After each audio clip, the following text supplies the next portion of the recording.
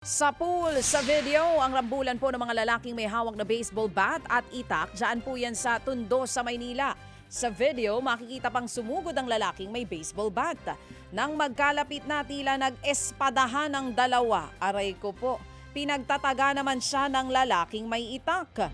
Rumespak din ang mga kasama ng dalawang lalaki at nagbatuhan. Dinala po sa ospital ang lalaking may baseball bat na nataga sa balikat at sa braso.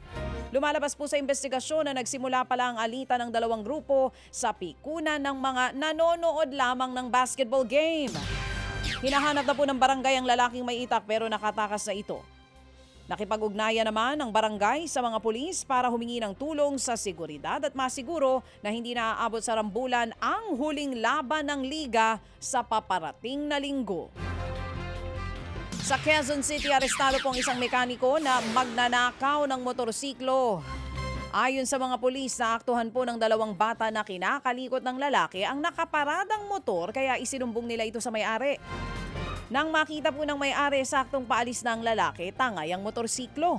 Tiyempo namang may rumorondang pulis sa lugar kaya agad pong huli ang suspect. Na-recover mula sa lalaki ang isang baril at dalawang bala na walang mga dokumento. Itinanggi naman po ng suspect ang krimen. Sinampahan na po ito ng kaukulang kaso.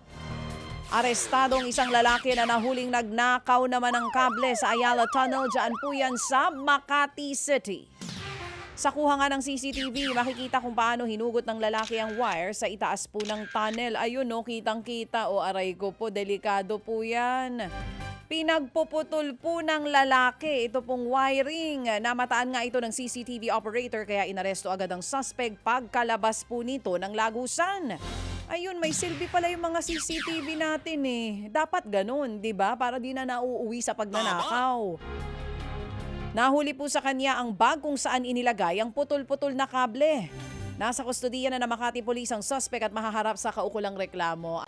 Mga kapatid, patuloy po kayong tumutok sa 105.9 True FM para sa totoong balita, impormasyon, music and entertainment. Mag-subscribe sa aming YouTube channel at podcast at sundan nyo kami sa Facebook, Instagram, X at TikTok sa True Network PH. Bisitahin din po ang aming official website, truefm.ph. At panoorin din kami sa True TV Signal, Channel 19. Kami po ang 105.9 True FM. Laging true sa'yo, kapatid.